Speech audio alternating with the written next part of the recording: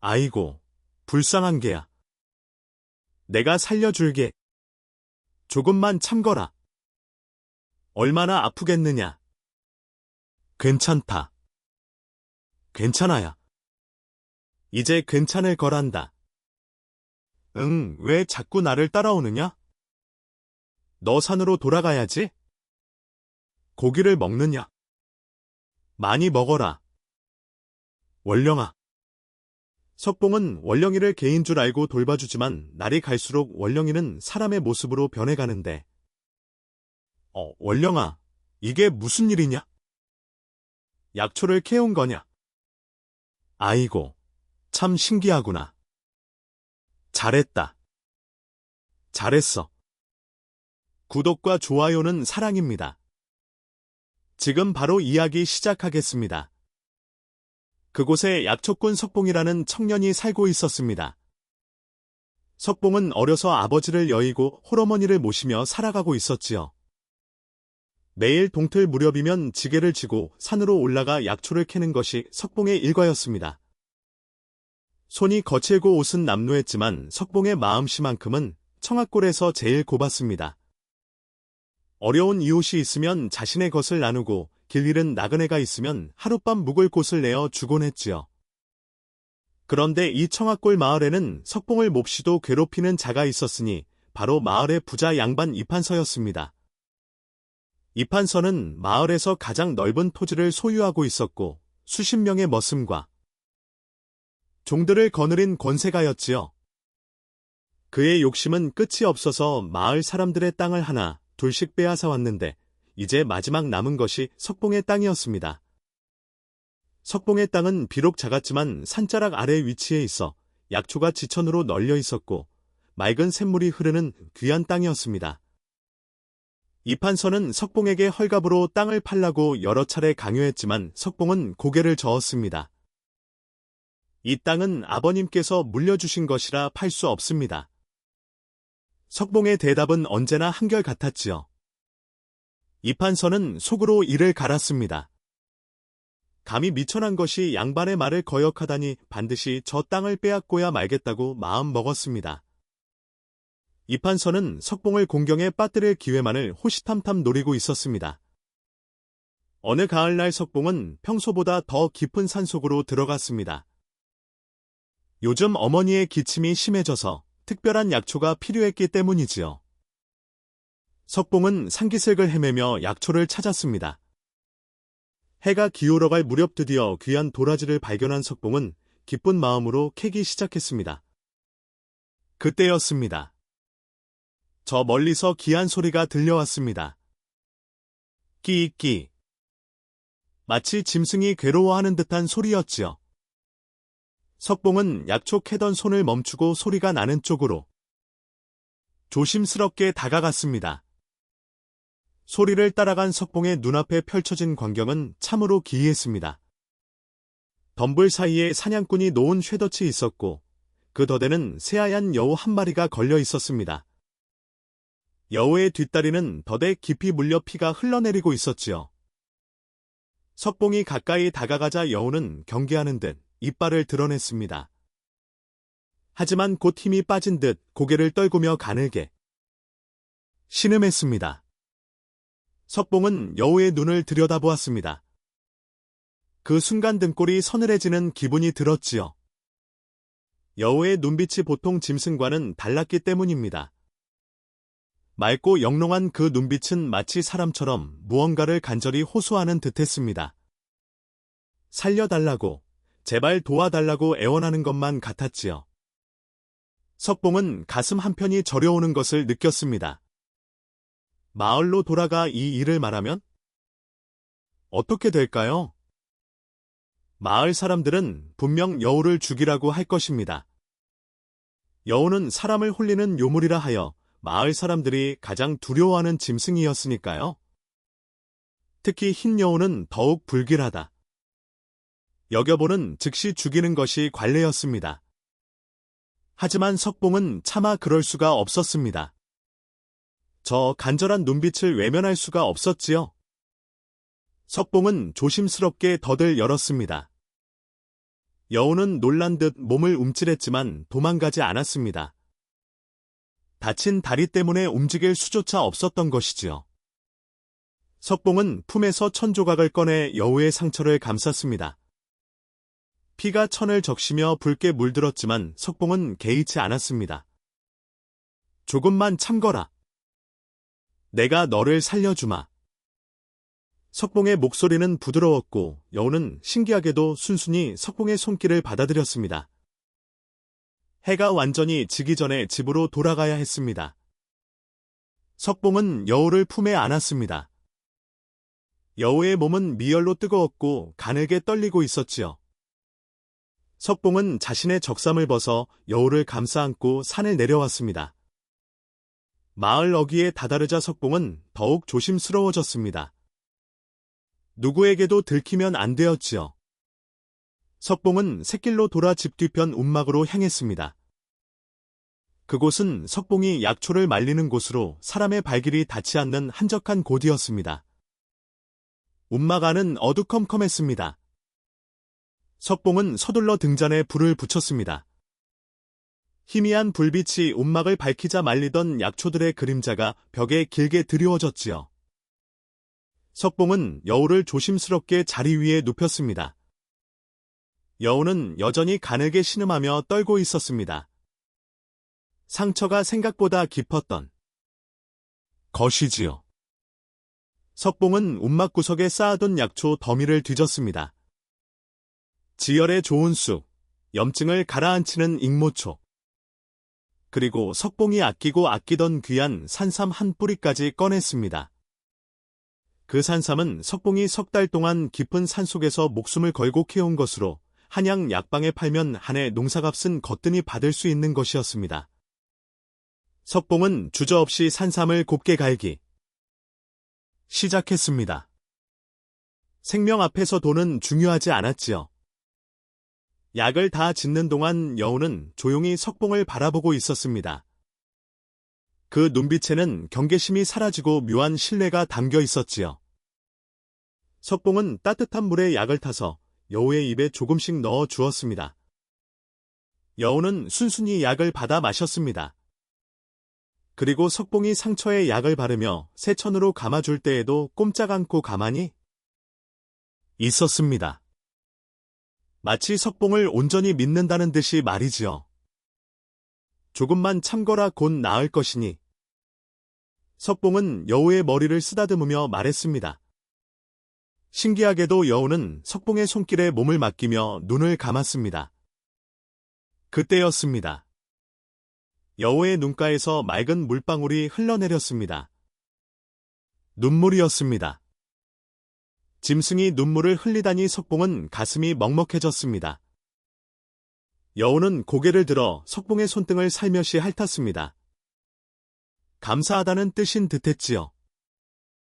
그날 밤부터 석봉은 밤낮으로 여우를 돌보았습니다. 날이 밝으면 어머니께 문안을 드린 뒤 산으로 약초를 캐러 갖고 해가 지면 움막으로 가서 여우의 상처를 씻기고 약을 갈아 발라주었습니다.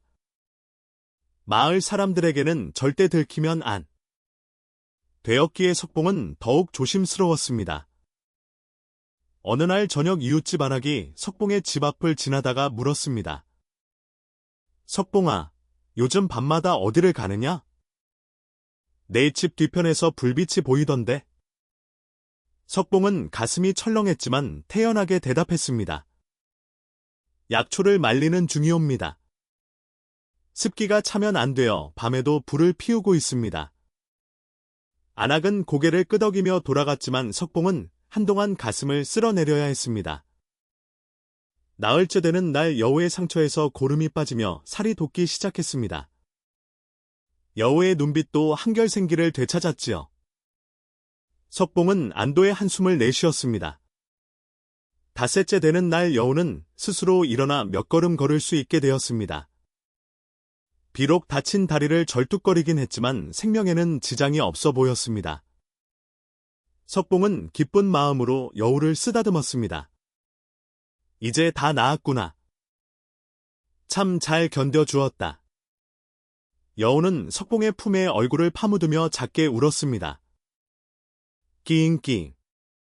마치 고맙다고, 정말 고맙다고 말하는 것 같았습니다. 석봉은 여우를 안고 한참을 그렇게 있었습니다. 사람과 짐승 사이의 말은 통하지 않았지만 마음은 통하는 듯했습니다.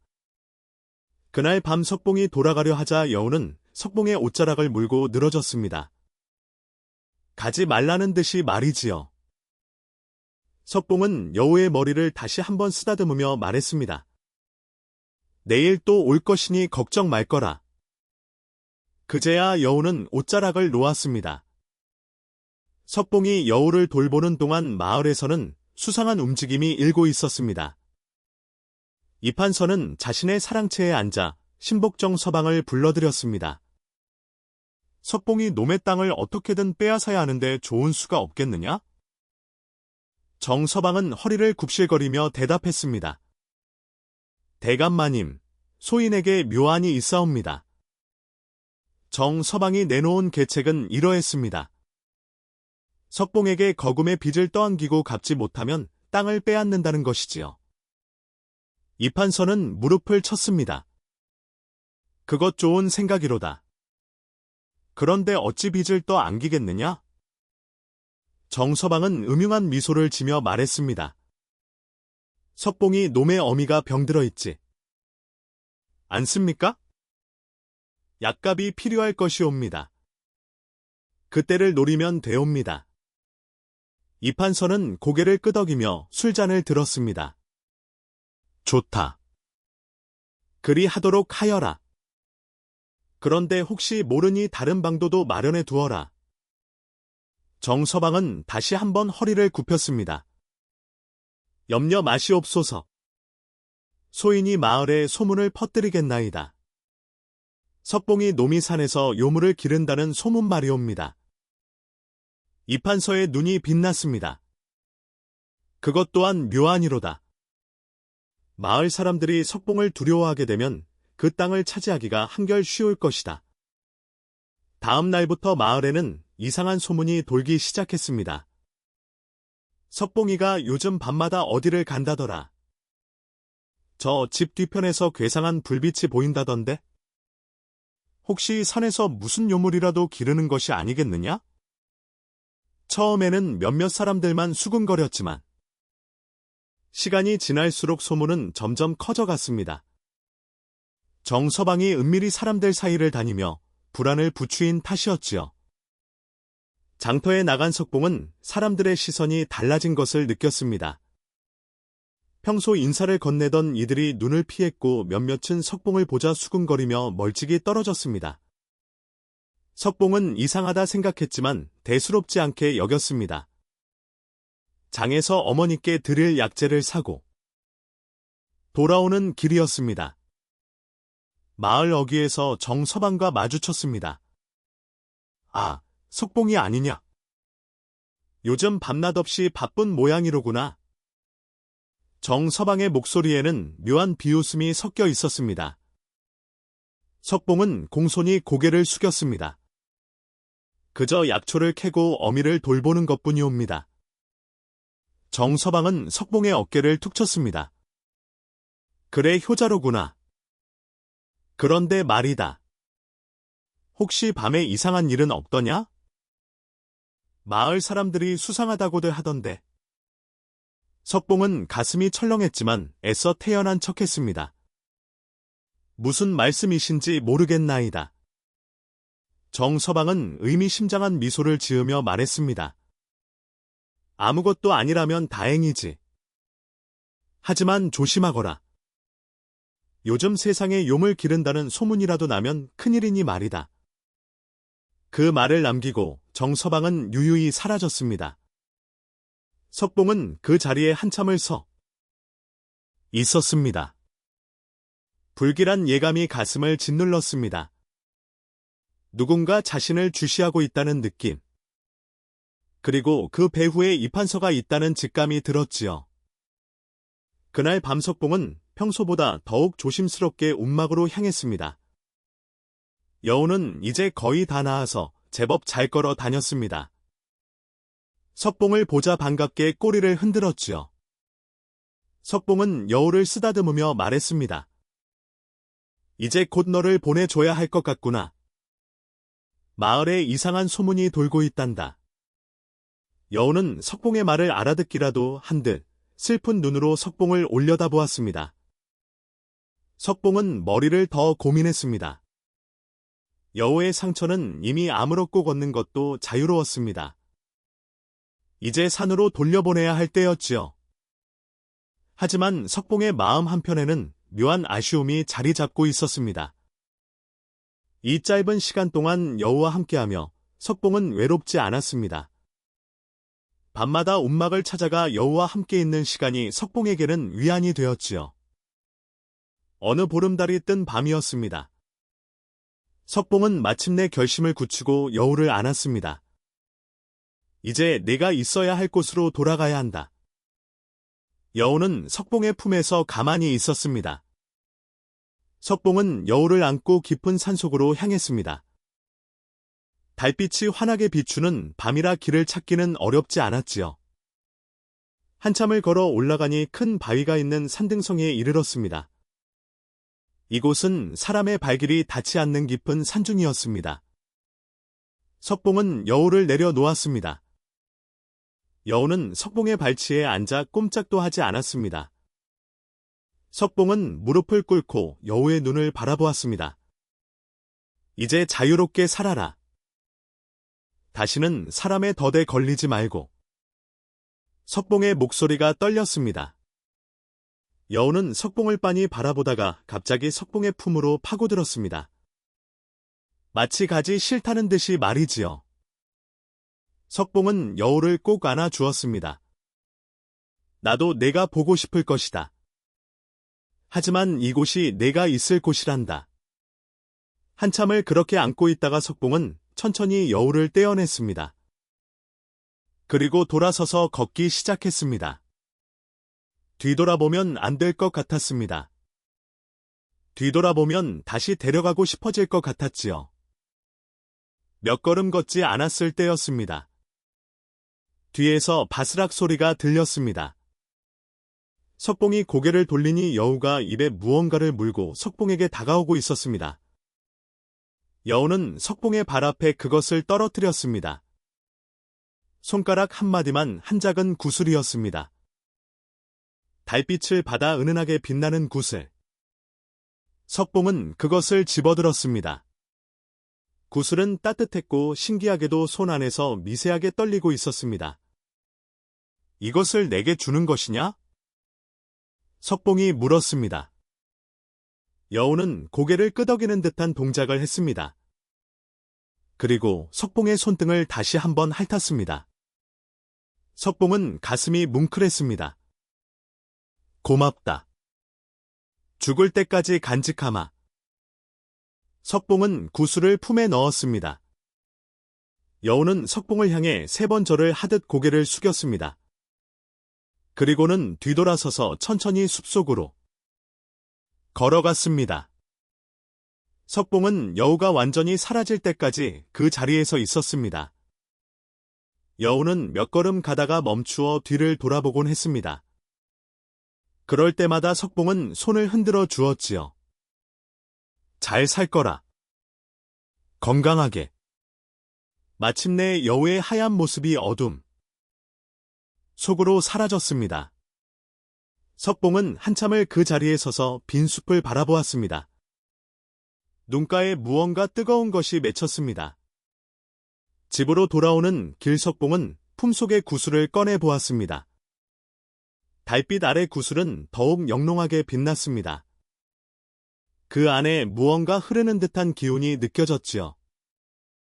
석봉은 이것이 범상한 물건이 아니라는 것을 직감했습니다. 하지만 무엇인지는 알 수 없었습니다.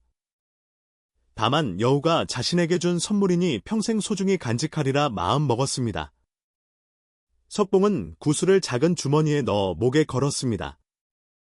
이상하게도 구슬을 목에 건 순간부터 마음이 한결 편안해지는 느낌이었습니다. 여우를 보내고 난 뒤 어느 날 새벽이었습니다. 석봉은 어머니의 쉬는 소리에 잠을 깼습니다. 서둘러 어머니가 계신 방으로 달려가니 어머니는 이마에 땀을 흘리며 숨을 헐떡이고 계셨습니다.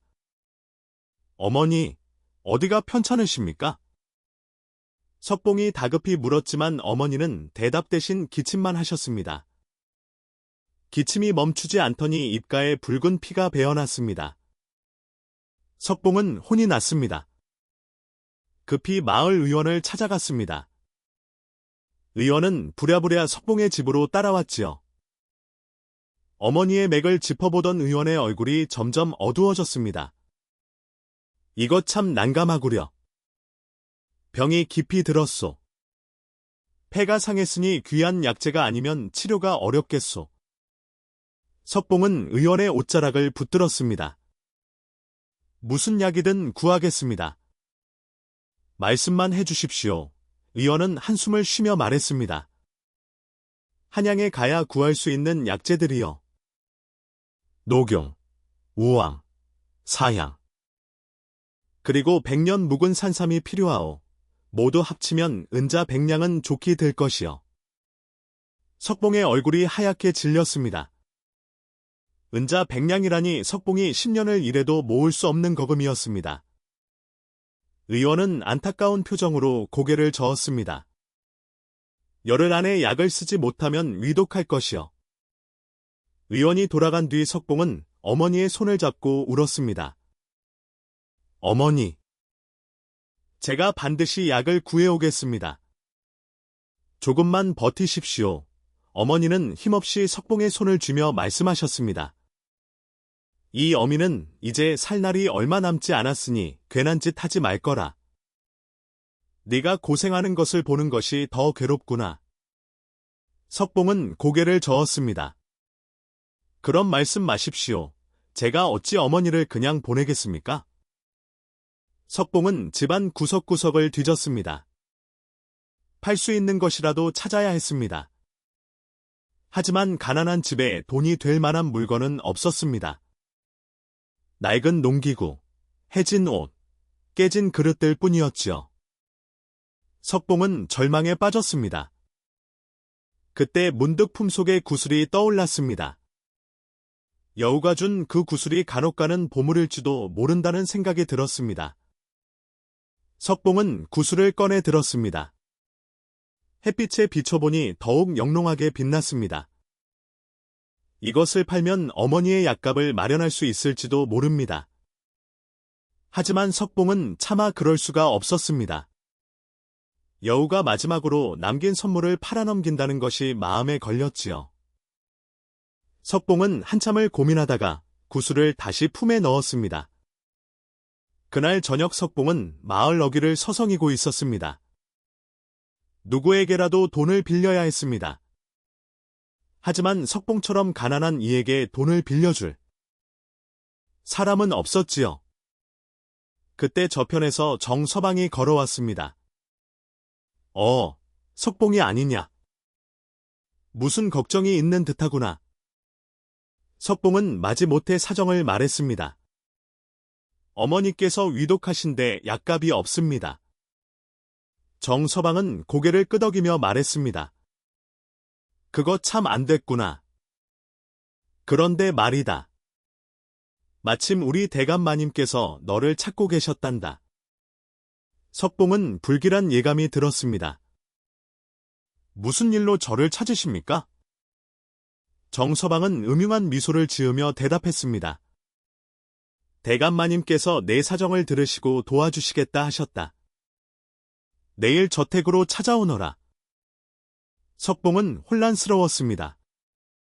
이판서가 자신을 도와준다니 그것도 공짜로 도와줄 리 없다는 것을 잘 알고 있었습니다. 분명 무언가 대가를 요구할 것이었지요. 하지만 지푸라기라도 잡고 싶은 심정이었습니다. 석봉은 고개를 숙였습니다. 알겠습니다. 내일 찾아뵙겠습니다. 다음날 아침 석봉은 이판서의 저택을 찾아갔습니다. 커다란 기와집은 석봉의 집 수십 채를 합친 것보다 컸습니다. 대문간에서 하인이 석봉을 안으로 안내했습니다. 넓은 마당을 지나 사랑채로 들어서니 이판서가 높은 평상에 앉아 있었습니다. 석봉이로구나. 어서 오너라. 이판서의 목소리는 한없이 다정했지만 석봉은 그 눈빛 속에 차가움을 느낄 수 있었습니다. 석봉은 바닥에 무릎을 꿇고 절을 올렸습니다. 대감마님, 이렇게 불러주시니 황송하옵니다. 이판서는 부채를 펼치며 말했습니다. 들으니 내 어미가 중병이라던데 참으로 안 됐구나. 효자인 내가 얼마나 마음 아프겠느냐. 석봉은 고개를 숙인 채 대답했습니다. 이판서는 잠시 침묵하더니 입을 열었습니다. 내가 너를 도와주고 싶구나. 은자 100냥 내가 내어주마. 석봉은 고개를 번쩍 들었습니다. 정말이십니까? 대감마님. 이판서는 고개를 끄덕였습니다. 그렇다. 하지만 세상에 공짜는 없는 법이지. 너도 알지 않느냐? 석봉의 가슴이 철렁 내려앉았습니다. 역시 대가를 요구하는구나 싶었지요. 무엇을 원하십니까? 이판서는 품에서 문서 한 장을 꺼냈습니다. 간단하다. 내 땅의 문서를 내게 넘기면 된다. 은자 100냥이면 내 땅값보다 훨씬 많은 것이니 너도 손해볼 것은 없지 않느냐? 석봉은 입술을 깨물었습니다. 그 땅은 아버지께서 평생 피땀 흘려 일구신 땅이었습니다. 돌아가시며 석봉에게 이 땅만은 절대 팔지 말라고 당부하셨던 것이지요. 석봉은 고개를 저었습니다. 대감마님, 그 땅만은 팔 수가 없습니다. 다른 것으로 갚겠습니다. 제가 10년이고 20년이고 일해서 갚겠습니다. 이판서의 얼굴이 싸늘하게 굳었습니다. 10년, 20년이라. 그 사이에 내 어미는 어찌 되겠느냐? 열흘 안에 약을 쓰지 못하면 위독하다고 하지 않았더냐? 이판서의 말이 석봉의 가슴을 찔렀습니다. 석봉은 머리를 조아렸습니다. 대감마님, 제발 다른 방도를 주십시오. 그 땅만은 정말 팔 수가 없습니다. 이판서는 비웃듯 코웃음을 쳤습니다. 효자라더니 고작 땅 한 떼기가 어미 목숨보다 중요하단 말이냐? 좋다. 생각할 시간을 주마. 사흘 안에 결정하여라. 사흘이 지나면 이 제안은 없던 일이 될 것이다. 석봉은 비틀거리며 이판서의 저택을 나왔습니다. 머릿속이 하얗게 변했습니다. 어머니의 목숨과 아버지의 유언 사이에서 석봉은 갈기갈기 찢어지는 듯했습니다. 집으로 돌아오는 길 석봉의 발걸음은 천근만근이었습니다. 하늘을 올려다보니 먹구름이 드리워져 있었습니다. 그날 밤 석봉은 어머니의 곁을 지키며 잠을 이루지 못했습니다. 어머니는 점점 더 야위어 가고 있었습니다. 기침은 더욱 심해져서 밤새 괴로워하셨지요. 석봉은 어머니의 손을 잡으며 눈물을 흘렸습니다. 어머니, 제가 어찌해야 좋겠습니까? 하지만 어머니는 깊은 잠에 빠져 계셨습니다. 자정이 넘은 시각이었습니다. 석봉은 지친 몸을 이끌고 마루에 나와 앉았습니다. 달도 없는 깜깜한 밤이었습니다. 석봉은 하늘을 향해 기도했습니다. 하늘이시여, 이 불쌍한 자식에게 길을 보여주소서. 어찌해야 어머니를 살릴 수 있겠습니까? 하지만 하늘은 아무런 대답도 주지 않았습니다. 얼마나 그렇게 앉아 있었을까요? 문득 대문 앞에서 인기척이 들렸습니다. 석봉은 고개를 들었습니다. 어둠 속에서 무언가 하얀 것이 움직이는 것 같았습니다. 석봉은 조심스럽게 일어나 대문으로 다가갔습니다. 대문을 열자 그곳에는 커다란 보따리 하나가 놓여 있었습니다. 주변을 둘러보았지만 아무도 없었습니다. 석봉은 보따리를 집 안으로 들고 들어왔습니다. 등잔불을 밝히고 보따리를 풀었습니다. 그 순간 석봉의 눈이 휘둥그레졌습니다. 보따리 안에는 귀한 약재들이 가득 들어 있었습니다. 녹용, 우황, 사양, 그리고 손바닥만 한 산삼까지 의원이 말한 그 약재들이 모두 들어 있었던 것이지요. 그뿐만이 아니었습니다. 보따리 밑바닥에는 은자가 수북이 쌓여 있었습니다. 석봉은 믿을 수가 없었습니다. 이것이 꿈이 아닐까 싶어 뺨을 꼬집어 보았습니다. 아팠습니다. 꿈이 아니었습니다. 석봉은 보따리를 안고 하염없이 눈물을 흘렸습니다. 누가 이런 것을 두고 갔을까요? 문득 석봉은 달빛 아래 무언가 하얀 그림자가 사라지는 것을 본 듯한 희미한 기억이 떠올랐습니다. 여우. 혹시 그 여우가 아니었을까요? 석봉은 그날로 의원을 찾아가 약재를 보였습니다. 의원은 눈이 휘둥그레졌습니다. 이것들이 어디서 난 것이요? 모두 최상품이구려. 석봉은 대답을 얼버무렸습니다. 하늘이 도우신 것 같습니다. 의원은 고개를 끄덕이며 약을 지었습니다.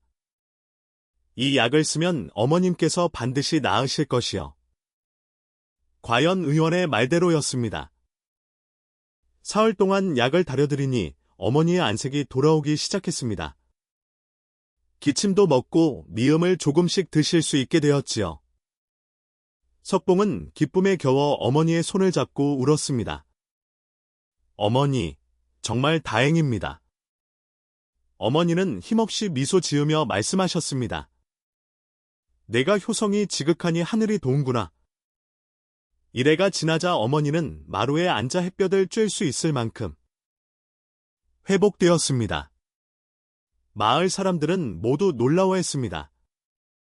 석봉이 어찌 그 귀한 약재를 구했을까? 분명 무슨 큰 복이 있는 게야. 사람들의 수군거림 속에서 석봉은 다만 조용히 미소 지을 뿐이었습니다. 그 누구에게도 보따리에 대한 이야기는 하지 않았지요. 어느 날 저녁이었습니다. 석봉이 움막에서 약초를 정리하고 있을 때였습니다. 밖에서 인기척이 들렸습니다. 석봉이 나가보니 대문 앞에 한 여인이 쓰러져 있었습니다. 석봉은 깜짝 놀라 여인에게 달려갔습니다. 아니, 이게 어찌 된 일이요? 여인은 힘없이 고개를 들었습니다. 달빛 아래 드러난 여인의 얼굴은 참으로 아름다웠습니다.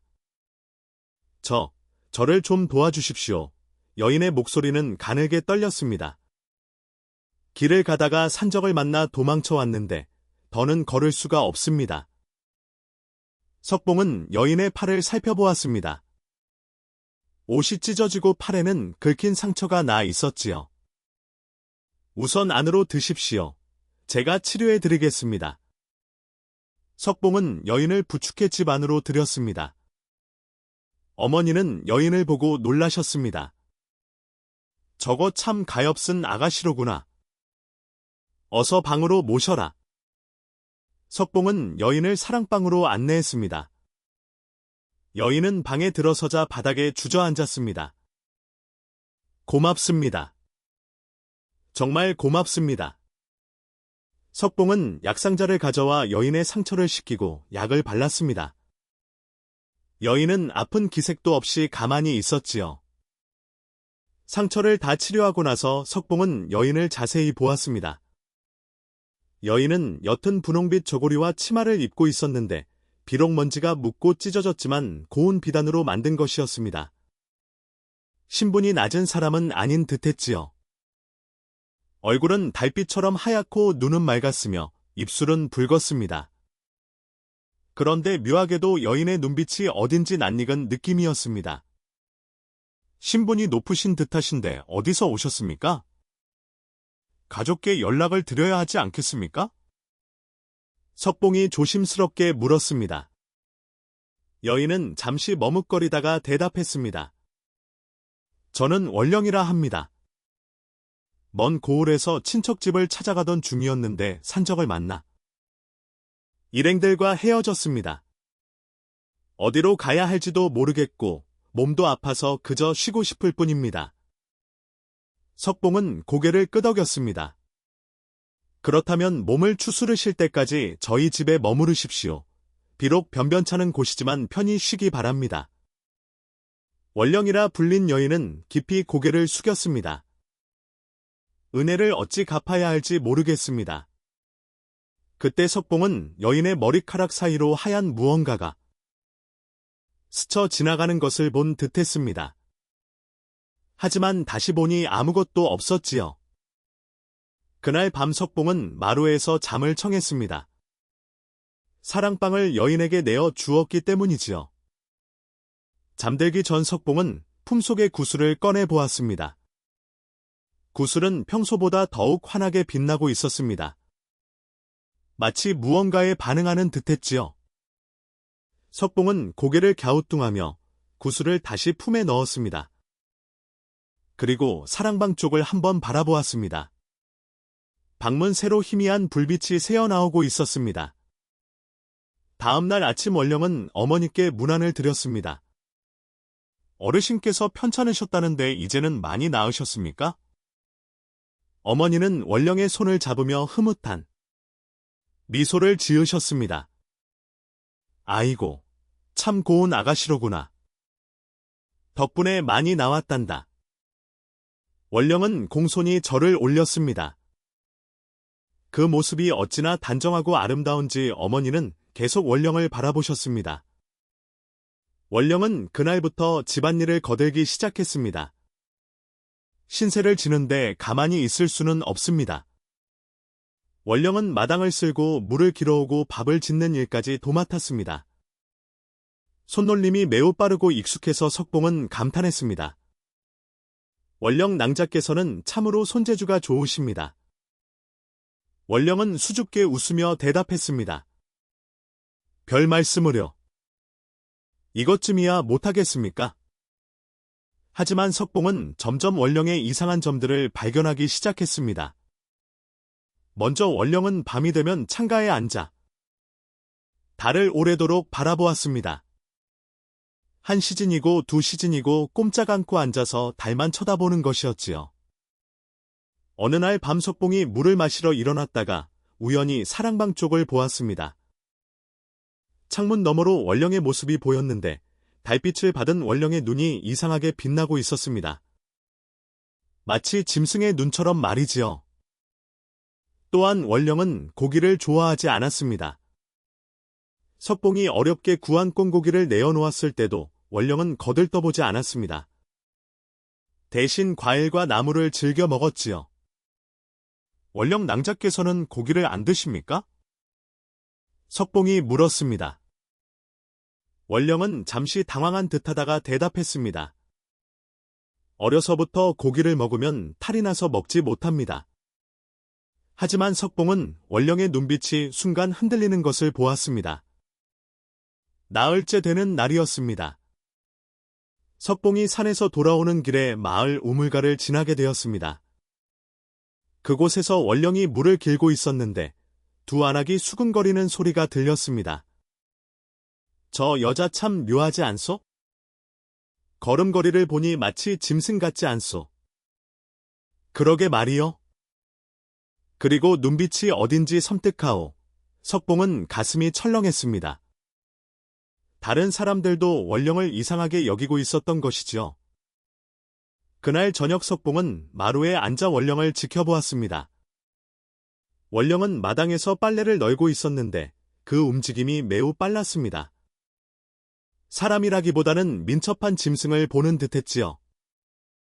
그리고 가끔 고개를 돌려 주변을 살피는 모습이 마치 경계하는 여우 같았습니다.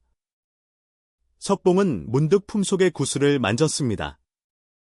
구슬이 따뜻하게 떨리고 있었습니다. 밤이 깊어갈 무렵이었습니다. 석봉은 잠이 오지 않아 마루에 나와 앉았습니다. 달이 밝았습니다. 그때 사랑방에서 원령이 나왔습니다. 원령은 석봉을 보고 놀란 듯했습니다. 아직 안 주무십니까? 석봉이 물었습니다. 잠이 오질 않아서요. 원령은 석봉 곁에 앉았습니다. 두 사람은 한동안 말없이 달을 바라보았습니다. 도령께서는 참으로 마음씨가 고우십니다. 원령이 먼저 입을 열었습니다. 낯선 여인을 이렇게 거두어 주시다니? 석봉은 고개를 저었습니다. 아닙니다. 당연한 일을 했을 뿐입니다. 어려운 일을 돕는 것은 사람의 도리가 아니겠습니까? 원령은 석봉을 바라보았습니다. 그 눈빛에는 표현할 수 없는 깊은 정이 담겨 있었습니다. 도령께서는 원령이 말을 이었습니다. 전에도 그러셨지요. 어려운 일을 그냥 지나치지 못하시는 분, 석봉은 고개를 갸우뚱했습니다. 무슨 말씀이십니까? 저를 아시는 듯한 말씀을 하시는군요. 원령은 화들짝 놀란 듯 입을 다물었습니다. 아닙니다. 그냥 도령의 행실을 보니 그러실 것 같아서 한 말입니다. 석봉은 원령을 자세히 들여다보았습니다. 달빛 아래 원령의 얼굴이 더욱 또렷이 보였습니다.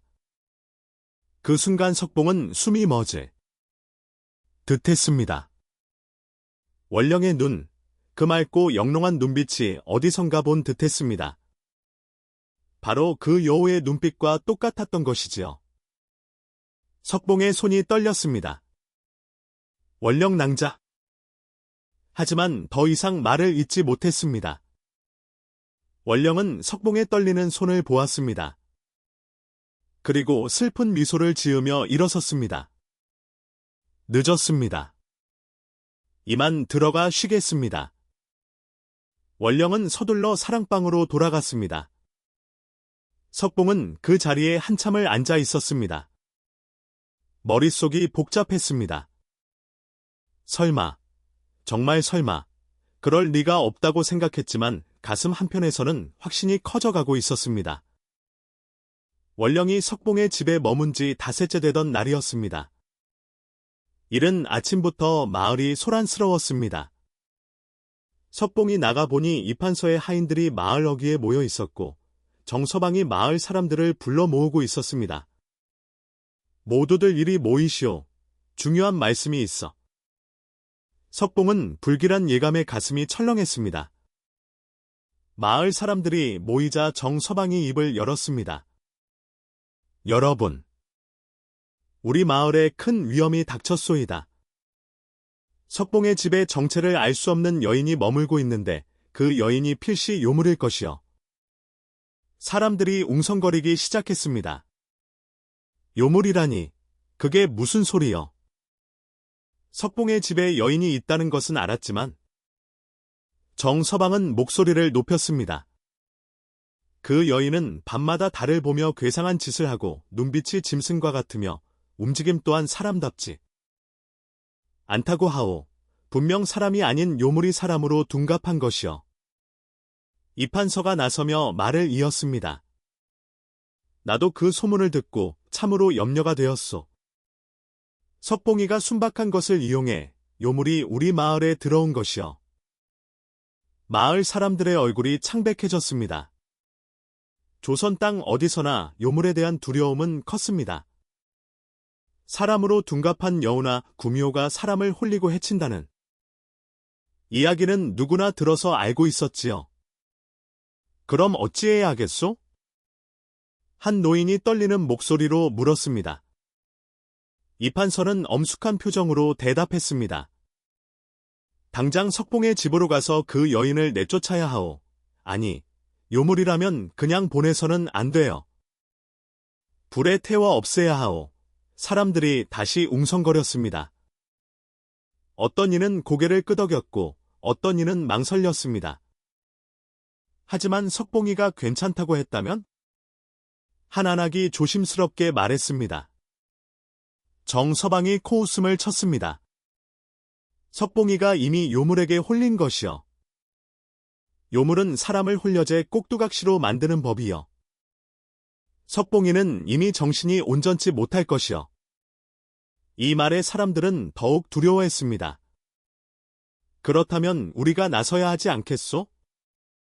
맞소. 마을을 지켜야 하오. 석봉은 이 광경을 보며 온몸에 식은땀이 흘렀습니다. 사람들이 원령을 해칠지도 모른다는 생각에 가슴이 쿵쾅거렸습니다. 석봉은 사람들 앞으로 나섰습니다.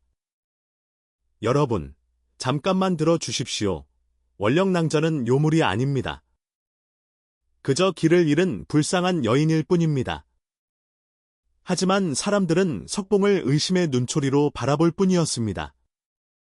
이판서가 석봉을 향해 손가락질을 했습니다. 보시오. 저것 보시오. 석봉이가 이미 요물에게 홀렸소. 저런 헛소리를 하지 않소. 정서방도 거들었습니다. 석봉아, 내가 요물을 감싸다니 참으로 안타깝구나. 어서 정신을 차려라. 석봉은 필사적으로 말했습니다. 아닙니다. 저는 정신이 멀쩡합니다. 원령낭자는 정말로 요물이 아닙니다. 하지만 석봉의 말은 먹혀들지 않았습니다. 이판서는 마을 사람들을 이끌고 석봉의 집으로 향했습니다. 모두 따라오시오. 직접 확인해야 하오. 수십 명의 사람들이 석봉의 집을 향해 몰려갔습니다. 석봉은 앞질러 달려가며 소리쳤습니다. 어머니, 원령낭자, 위험합니다. 석봉이 집에 도착했을 때 원령은 마당에서 빨래를 하고 있었습니다. 석봉의 다급한 목소리에 고개를 들었지요. 무슨 일이십니까? 석봉은 숨을 헐떡이며 말했습니다. 마을 사람들이 낭자를 요물이라 하며 해치려 합니다. 어서 피하십시오. 원령의 얼굴이 창백해졌습니다. 곧이어 마을 사람들이 대문 앞에 도착했습니다. 이판서가 앞장서며 소리쳤습니다. 저 여인을 잡아라. 사람들이 일제히 마당으로 밀려 들어왔습니다. 원령은 뒤로 물러서며 떨었습니다. 석봉은 원령 앞을 가로막고 섰습니다. 안 됩니다. 원령 낭자를 건드리지 마십시오. 어머니가 방에서 나오셨습니다. 이게 무슨 소란이냐? 우리 집에 왜 이렇게 몰려왔느냐? 이판서는 어머니께 말했습니다. 어르신, 저 여인이 요물이옵니다. 마을의 안을 위해 쫓아내야 하옵니다. 어머니는 고개를 저으셨습니다. 말도 안 되는 소리. 원령이는 착하고 고운 아이란다. 하지만 군중의 힘은 강했습니다. 사람들은 점점 더 가까이 다가왔습니다. 저 여인을 끌어내시오. 요물을 쫓아내시오. 외치는 소리가 점점 커졌습니다. 석봉은 필사적으로 원령을 지키려 했지만 혼자의 힘으로는 역부족이었습니다. 원령은 석봉의 뒤에서 조용히 눈물을 흘리고 있었습니다. 바로 그때였습니다. 마을 뒤편 산에서 검은 연기가 치솟아 올랐습니다. 불이야. 산에 불이 났다. 누군가 소리쳤습니다. 사람들이 일제히 뒤를 돌아보았습니다. 마을 뒷산에서 시작된 불길이 바람을 타고 빠르게 번지고 있었습니다. 가을 날씨라 산이 바짝 말라 있었기에 불길은 순식간에 거세졌지요. 이판서의 얼굴이 창백해졌습니다. 저것을 보시오. 요물 때문에 천벌이 내린 것이요. 정서방도 떨며 소리쳤습니다. 요물을 당장 쫓아내야 불이 꺼질 것이요. 하지만 사람들은 이미 불길에 정신이 팔려 있었습니다. 불길이 마을로 번지면 모든 것이 재가 될 판이었습니다. 물을 길어 와야 한다. 아이들을 대피시켜라. 마을이 순식간에 아수라장이 되었습니다. 남자들은 물동이를 들고 산으로 달려갔고 여인들은 아이들을 데리고 피난을 갔습니다. 하지만 불길은 너무 빨랐습니다.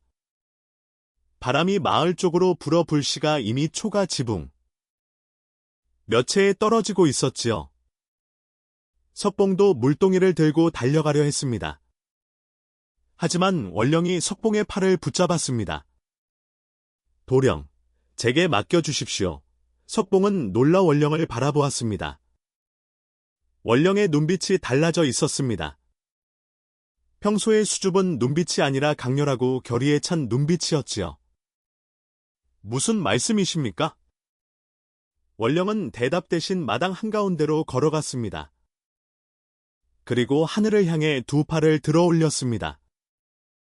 그 순간 이상한 일이 벌어졌습니다. 원령의 주변으로 바람이 일기 시작했습니다. 마을 쪽으로 불던 바람이 방향을 바꾸어 산 쪽으로 불기 시작한 것이지요. 사람들은 모두 놀라 원령을 바라보았습니다. 원령은 눈을 감고 무언가를 중얼거렸습니다. 그러자 바람은 점점 강해졌습니다. 불길이 마을 쪽으로 번지지 못하고 산 정상 쪽으로 밀려가기 시작했습니다. 그뿐만이 아니었습니다. 맑던 하늘에서 갑자기 먹구름이 몰려왔습니다. 그리고 이내 빗방울이 떨어지기 시작했습니다. 처음에는 보슬비였지만 곧 억수같이 쏟아지는 비가 되었습니다. 불길은 빗속에서 서서히 꺼져갔습니다. 사람들은 입을 잃고 이 광경을 지켜보았습니다. 한 시즌도 안 되어 불길은 완전히 잡혔습니다. 마을은 무사했고 단 한 채의 집도 불타지 않았습니다. 비가 그치자 원령은 그 자리에 주저앉았습니다. 온몸에 힘이 빠진 듯했지요. 석봉이 달려가 원령을 부축했습니다. 원령 낭자, 괜찮으십니까? 원령은 힘없이 고개를 끄덕였습니다. 괜찮습니다. 조금 지치긴 했지만요. 석봉은 원령을 안타깝게 바라보았습니다. 마을 사람들은 서로의 얼굴을 바라보았습니다. 방금 무슨 일이 벌어진 것일까요? 분명 저 여인이 바람을 일으키고 비를 내리게 한 것 같았습니다. 한 노인이 떨리는 목소리로 말했습니다. 저 여인이 정말 사람이 아닌 것 아니요. 다른 이가 고개를 저었습니다. 하지만 우리를 구해주지 않았소. 요물이라면 왜 우리를 도왔겠소? 이판서는 얼굴이 일그러졌습니다. 자신의 계획이 뜻대로 되지 않자 화가 치밀어 올랐지요. 하지만 지금 원령을 해치려 들면 마을 사람들이 가만히 있지 않을 것 같았습니다. 원령이 마을을 구했다는 것을 모두가 목격했으니까요. 이판서는 이를 갈며 정서방과 함께 자리를 떴습니다. 마을 사람들은 하나 둘 원령에게 다가왔습니다. 고맙소, 낭자. 덕분에 마을이 무사했소. 저희가 낭자를 의심했으니 용서해 주시오. 사람들은 고개를 숙여 사과했습니다. 원령은 힘없이 미소 지으며 말했습니다. 괜찮습니다. 당연히 해야 할 일을 했을 뿐입니다. 석봉은 원령을 부축해 집으로 들어왔습니다. 원령을 방에 눕히고 나서 석봉은 물었습니다. 낭자께서는 도대체 누구십니까? 어떻게 바람과 비를 부를 수 있으십니까?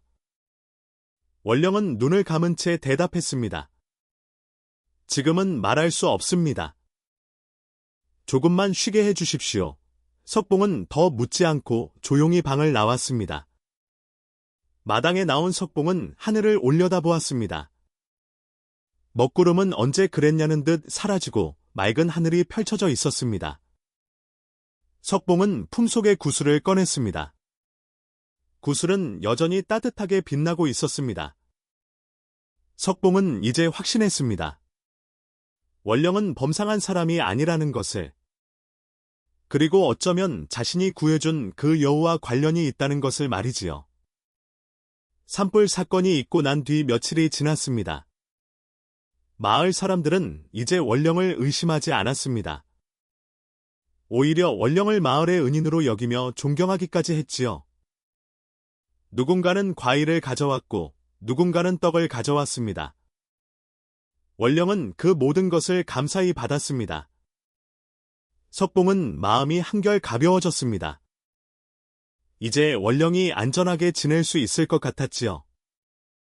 하지만 이판서는 여전히 석봉의 땅을 포기하지 않았습니다. 이판서는 한양에 있던 아들 이도령에게 서신을 보냈습니다. 어서 내려와라. 내 힘이 필요하다. 닷새째 되던 날 화려한 가마 하나가 마을에 들어왔습니다. 가마에서 내린 사람은 25살쯤 되어 보이는 젊은 양반이었습니다. 갓빛 찬 남색 비단 도포를 입고 머리에는 정갈한 갓을 쓴 모습이 제법 잘생겼습니다. 하지만 그 눈빛에는 교만함과 잔인함이 서려 있었지요. 바로 이판서의 외아들 이도령이었습니다. 이도령은 한양에서 놀기만 하며 방탕한 생활을 하는 것으로 유명했습니다. 주색잡기에 빠져 아버지의 재산을 물수듯 했고 기생집을 들락거리며 여인들을 희롱하기 일쑤였지요. 그런 이도령이 아버지의 부름을 받고 마을로 내려온 것이었습니다. 아버지, 무슨 일로 급히 부르셨습니까? 이도령이 사랑채에 앉아 물었습니다. 이판서는 석봉의 땅 이야기며 원령의 일까지 모두 설명했습니다. 그래서 그 여인 때문에 계획이 틀어진 것입니다. 내가 내려와 힘을 보태야겠다. 이도령은 고개를 끄덕이며 술잔을 들었습니다. 알겠습니다. 제가 해결하지요. 다음 날 이도령은 하인을 데리고 마을을 돌아다녔습니다. 마을 구경을 한다는 명목이었지만 사실은 석봉의 집을 찾는 것이었지요. 석봉의 집 앞을 지날 때였습니다. 마당에서 빨래를 널고 있는 원령의 모습이 이도령의 눈에 들어왔습니다. 이도령은 그 자리에 멈춰 섰습니다. 원령의 아름다움에 넋을 잃은 것이지요. 햇빛을 받아 빛나는 검은 머리, 하얀 피부, 우아한 몸매.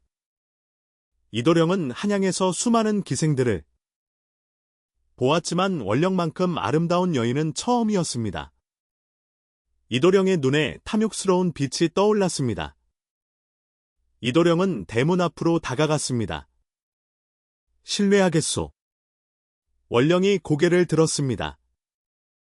낯선 양반이 자신을 빤히 쳐다보고 있었지요. 원령은 본능적으로 불편함을 느꼈습니다. 그 눈빛에서 좋지 않은 기운이 느껴졌기 때문입니다. 무슨 일이십니까? 이도령은 능글맞은 웃음을 지으며 말했습니다. 나는 이판서의 아들이요. 마을에 새로 오신 분이 있다 하여 인사를 드리러 왔소? 원령은 공손히 절을 했습니다. 도령께서 찾아주시니 감사하옵니다. 이도령은 원령을 위아래로 훑어보며 말했습니다. 참으로 고운 낭자로구려. 어디서 오셨소? 원령이 대답하려는 순간 석봉이 산에서 돌아왔습니다. 석봉은 이도령이 자신의 집 앞에 있는 것을 보고 놀랐습니다. 도령께서 어인일로 여기까지 오셨습니까? 이도령은 석봉을 힐끗 보며 대답했습니다. 인사차 들렀을 뿐이요. 그런데 이 낭자는 누구시오요? 석봉은 원령 앞을 가로막듯 섰습니다. 저희 집에 잠시 머무시는 분이십니다. 이도령은 비웃듯 코웃음을 쳤습니다.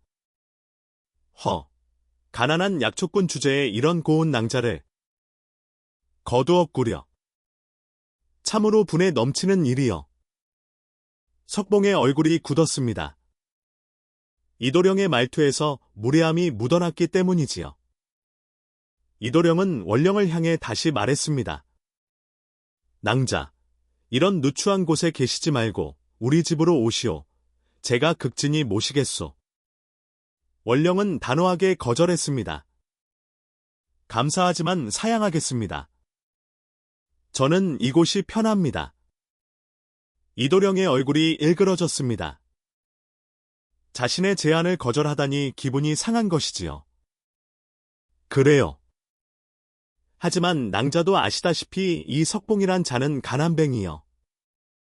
낭자 같은 분이 머물 곳이 못 돼요. 이도령의 목소리에 위협이 섞여 있었습니다. 석봉이 앞으로 나서며 말했습니다. 도령, 이만 돌아가 주십시오. 원령 낭자께서 원치 않으신다 하지 않았습니까? 이도령은 석봉을 노려보았습니다. 네가 감히 나에게 명령하느냐? 신분을 모르는구나. 석봉은 고개를 숙였지만 물러서지 않았습니다. 명령이 아니라 부탁입니다. 제발 돌아가 주십시오. 이도령은 이를 갈며 뒤를 돌았습니다. 좋다. 오늘은 이만 가겠다. 하지만 다시 올 것이다. 이도령이 떠나고 나서 석봉은 원령을 걱정스럽게 바라보았습니다. 원령 낭자, 괜찮으십니까? 원령은 고개를 끄덕였지만 얼굴이 창백했습니다. 괜찮습니다.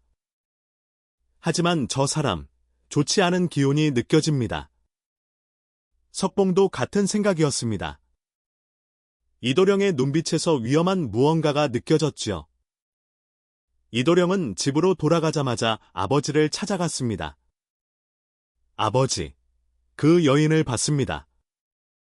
참으로 절세미인이더군요. 이판서는 아들의 눈빛을 보고 무슨 생각을 하는지 알 수 있었습니다. 그래, 마음에 드느냐? 이도령은 고개를 끄덕였습니다. 예. 저 여인을 제 첩으로 삼고 싶습니다. 이판서는 턱을 쓰다듬으며 생각에 잠겼습니다. 아들이 원령을 차지한다면 석봉은 큰 타격을 받을 것입니다. 그 틈을 타서 땅 문서를 빼앗기가 한결 쉬워질 것이지요. 좋다. 내 뜻대로 하여라. 하지만 조심해야 한다. 그 여인이 보통 여인이 아니라는 소문이 있으니? 이도령은 자신만만하게 웃었습니다. 걱정 마십시오. 제가 한양에서 여인 다루는 법은 익히 배웠습니다. 며칠 안에 저 여인을 우리 집으로 데려오겠습니다. 이판서는 만족스럽게 고개를 끄덕였습니다. 그래. 잘 해보거라. 사흘이 지났습니다. 이도령은 매일같이 석봉의 집 앞을 서성였습니다. 원령이 우물에 물을 길러가면 따라가고 장터에 가면 따라가며 끈질기게 괴롭혔습니다. 원령은 이도령을 피했지만 이도령은 포기하지 않았습니다. 어느 날 저녁 석봉이 산에서 늦게 돌아왔습니다. 집 앞에 이도령이 하인들을 데리고 서 있었습니다. 석봉은 가슴이 철렁했습니다. 도령, 무슨 일이십니까? 이도령은 차갑게 웃으며 말했습니다. 석봉, 너와 할 이야기가 있다. 이도령은 품에서 문서 한 장을 꺼냈습니다. 이것이 무엇인지 아느냐? 석봉이 문서를 보니 석봉의 이름으로 된 차용증이었습니다.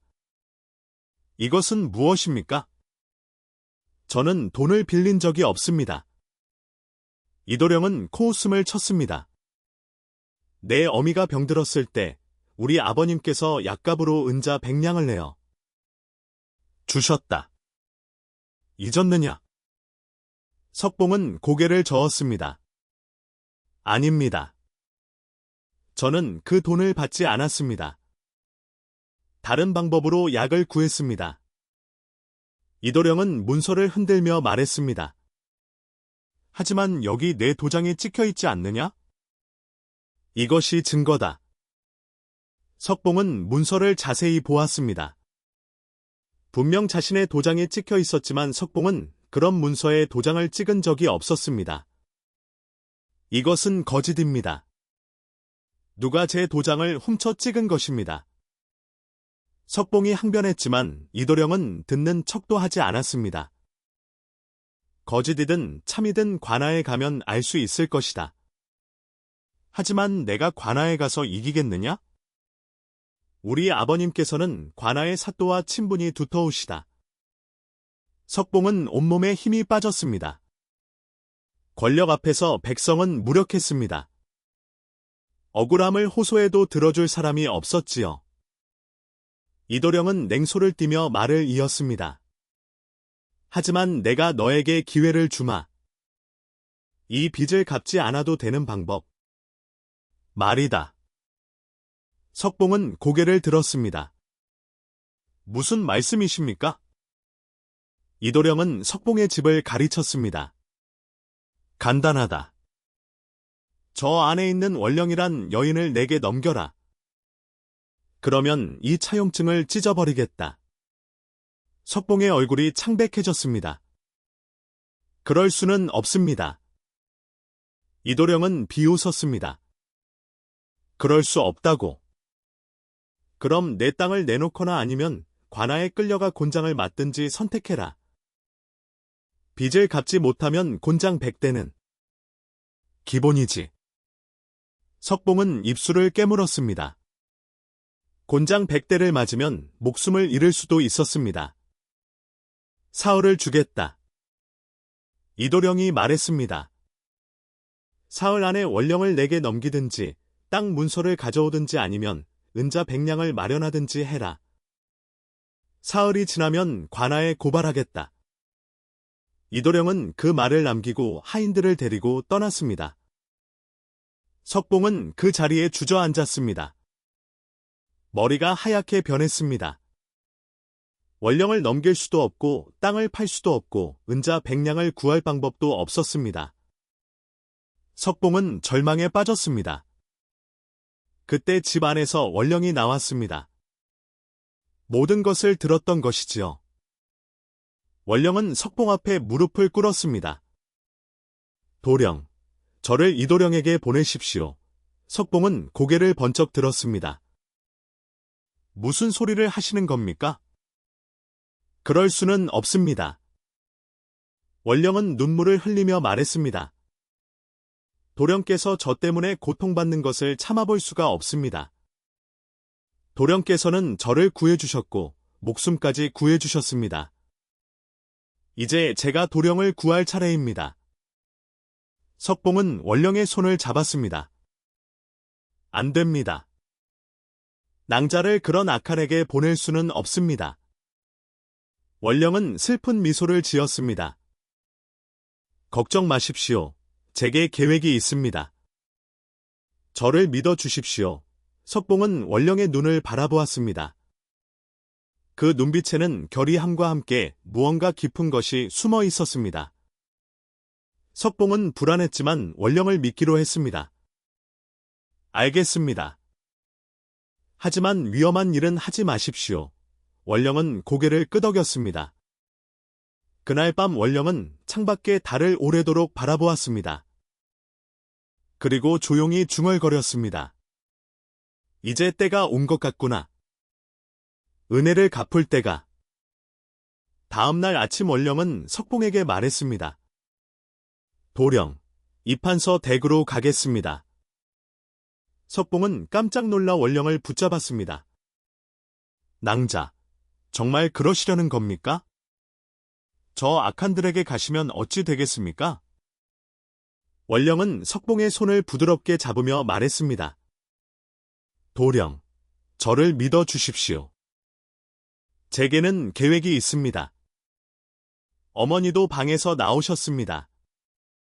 원령아, 내가 무슨 생각을 하는지는 모르겠지만 너무 위험한 것 아니냐? 원령은 어머니께 공손히 절을 올렸습니다. 어머님, 염려 마십시오. 제가 꼭 무사히 돌아오겠습니다. 도령께서 저를 구해주신 은혜를 이제 갚을 때입니다. 석봉은 여전히 불안했지만 원령의 눈빛을 보고 더 이상 말리지 않았습니다. 그 눈빛에는 평소에 볼 수 없던 강인함과 결의가 담겨 있었지요. 알겠습니다. 하지만 조금이라도 위험하면 즉시 돌아오십시오. 제가 반드시 낭자를 지키겠습니다. 원령은 고개를 끄덕이며 미소 지었습니다. 그날 오후 원령은 가장 고운 치마저고리로 갈아입고 입한서의 저택으로 향했습니다. 석봉은 멀찍이 떨어져 원령을 따라갔습니다. 마음이 놓이지 않았기 때문이지요. 원령이 입한서 댁 대문을 두드리자 하인이 나왔습니다. 누구시오? 원령은 조용히 대답했습니다. 원령이라 합니다. 이도령을 뵙고자 왔습니다. 하인은 놀란 표정으로 안으로 들어갔습니다. 곧 이도령이 직접 나왔습니다. 원령을 보자 이도령의 얼굴에 음흉한 미소가 번졌습니다. 원령 낭자. 드디어 마음을 바꾸셨구려. 원령은 고개를 숙였습니다. 도령의 말씀이 옳았습니다. 제가 석봉 도령에게 패만 끼쳤으니 이제 떠나는 것이 맞다고 생각했습니다. 이도령은 기뻐하며 원령을 안으로 안내했습니다. 잘 오셨소. 어서 들어오시오. 원령은 이판서의 저택 안으로 들어갔습니다. 넓은 마당을 지나 사랑채로 향했지요. 이판서도 나와서 원령을 맞이했습니다. 현명한 선택을 하셨소. 우리 집에서 편히 지내시오. 원령은 공손히 절을 올렸습니다. 대감마님께 눈을 끼쳐 송구합니다. 이판서는 만족스러운 표정으로 고개를 끄덕였습니다. 아니요. 우리 아들이 낭자를 좋아하니 환영이요. 이도령은 원령의 팔을 잡으려 했습니다. 자, 안으로 드시지요. 제가 낭자를 위해 특별히 방을 준비했소. 원령은 살짝 물러서며 말했습니다. 도령, 제가 한 가지 부탁이 있습니다. 이도령은 기분이 좋아서 크게 대답했습니다. 무엇이든 말씀하시오. 원령은 조용히 말했습니다. 오늘 하루만 혼자 있게 해주십시오. 마음을 가다듬는 시간이 필요합니다. 이도령은 잠시 망설이다가 고개를 끄덕였습니다. 좋소. 하루만 기다리지요. 내일부터는 제대로 모시겠소. 원령은 안도의 한숨을 내쉬었습니다. 하인이 원령을 별채의 한 방으로 안내했습니다. 방은 화려하게 꾸며져 있었지만 원령은 편안함을 느끼지 못했습니다. 오히려 우리에 갇힌 듯한 기분이었지요. 해가 지고 밤이 되었습니다. 원령은 창가에 앉아 달을 바라보았습니다. 보름달이 환했습니다. 원령은 품에서 작은 주머니를 꺼냈습니다. 그 안에는 말린 약초들이 들어 있었지요. 원령은 조용히 중얼거리며 약초를 태우기 시작했습니다. 이상한 향기가 방 안을 가득 채웠습니다.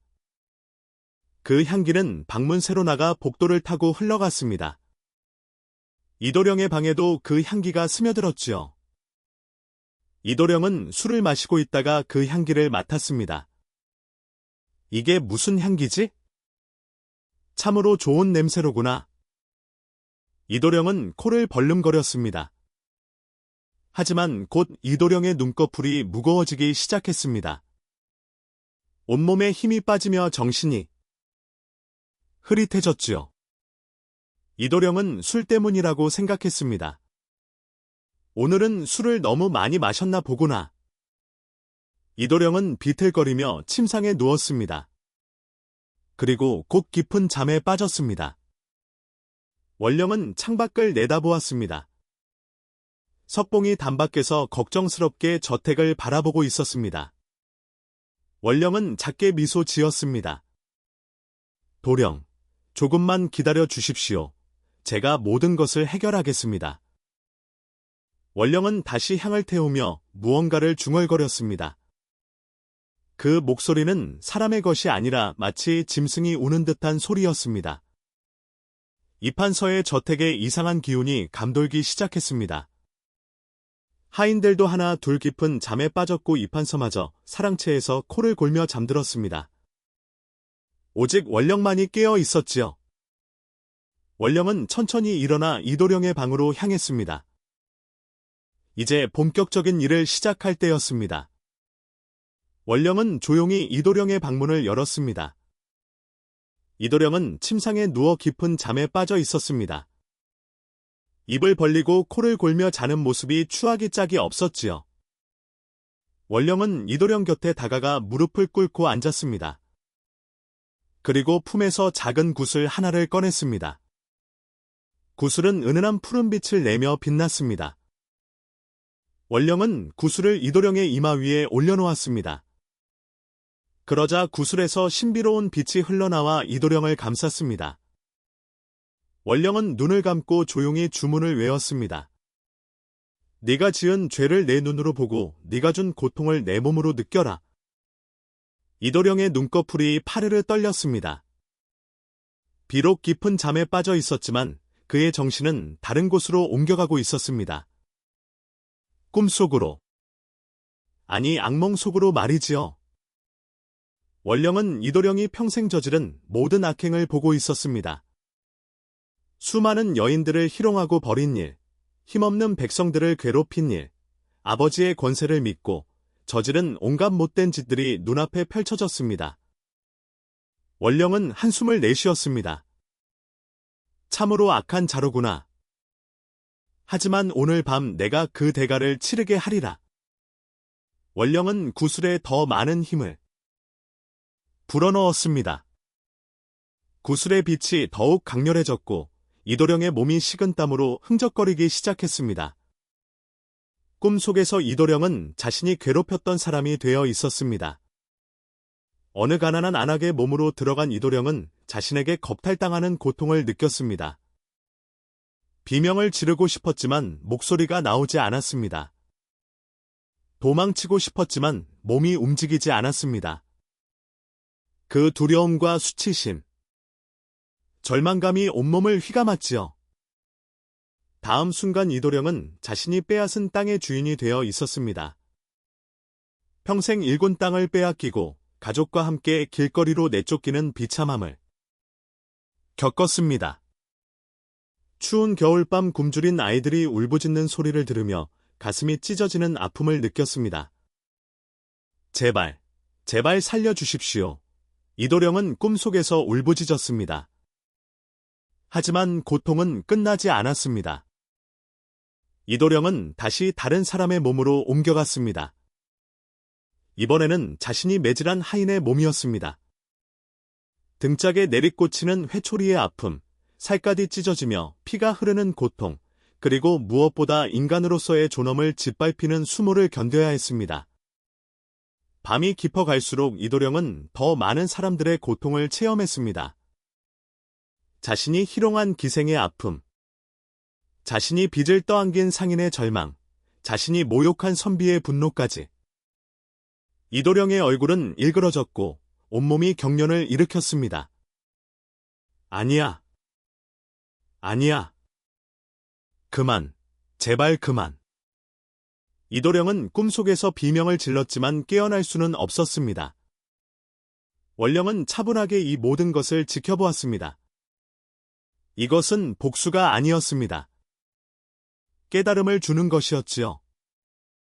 이도령이 자신의 악행을 온몸으로 느끼고 뉘우치게 만드는 것, 그것이 원령의 목적이었습니다. 네가 남에게 준 고통을 모두 느껴라. 그리고 잊지 마라. 새벽이 밝아올 무렵이 되어서야 원령은 구슬을 거두었습니다. 이도령의 온몸은 땀으로 범벅이 되어 있었고 얼굴은 피기가 없이 창백했습니다. 하지만 숨은 쉬고 있었지요. 원령은 조용히 방을 나왔습니다. 복도를 걸으며 원령은 이판서의 방으로 향했습니다. 이판서의 방문도 조용히 열었습니다. 이판서 역시 깊은 잠에 빠져 있었습니다. 원령은 이판서의 책상으로 다가갔습니다. 책상 위에는 여러 문서들이 놓여 있었지요. 원령은 그 중에서 석봉의 가짜 차용증과 땅 문서들을 찾아냈습니다. 그리고 품속에 넣었습니다. 원령은 이판서를 내려다보았습니다. 이판서에게도 징벌을 내릴 수 있었습니다. 하지만 원령은 고개를 저었습니다. 내일 내 아들이 모든 것을 밝힐 것이다. 그것으로 충분하리라. 원령은 조용히 방을 나왔습니다. 동쪽 하늘이 붉게 물들기 시작했습니다. 원령은 별채 자신의 방으로 돌아왔습니다. 창밖을 내다보니 석봉이 여전히 담밖에서 기다리고 있었습니다. 밤새 한숨도 자지 않고 지킨 것이지요. 원령은 가슴이 뭉클했습니다. 도령. 조금만 더 기다려 주십시오. 곧 끝이 납니다. 해가 떠오르자 저택 안의 사람들이 하나, 둘 잠에서 깨어났습니다. 하인들은 어젯밤 일을 전혀 기억하지 못했습니다. 다만 이상하게 피곤하다고 느낄 뿐이었지요. 이판서도 깨어나 하품을 했습니다. 어젯밤 참 깊이 잤구나. 하지만 이도령의 방에서는 아무 소리도 들리지 않았습니다. 정오가 되어서도 이도령이 나오지 않자 하인이 방문을 두드렸습니다. 도령님, 주무십니까? 대답이 없었습니다. 하인이 조심스럽게 문을 열고 들어가자 이도령이 침상에서 벌떡 일어났습니다. 이도령의 얼굴은 창백했고 눈은 충혈되어 있었습니다. 온몸이 떨리고 있었지요.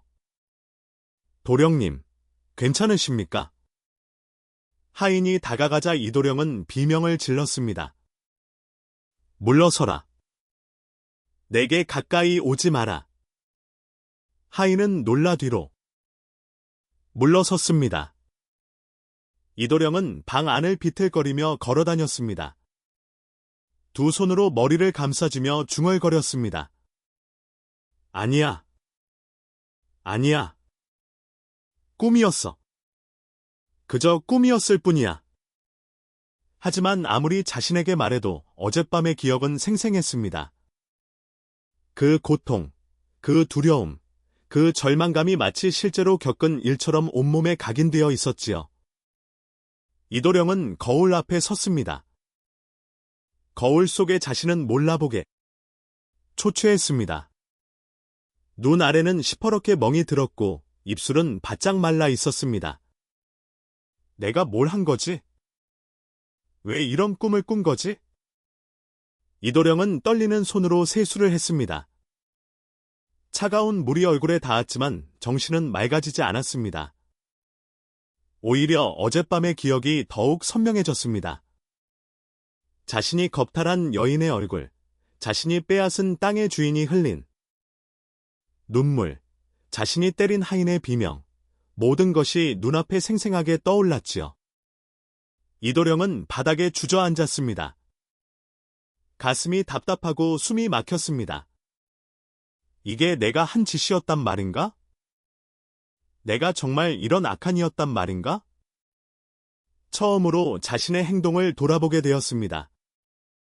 그동안은 그저 재미로 또는 당연한 권리라고 생각했던 일들이 실은 누군가에게 씻을 수 없는 상처를 준 것이었습니다.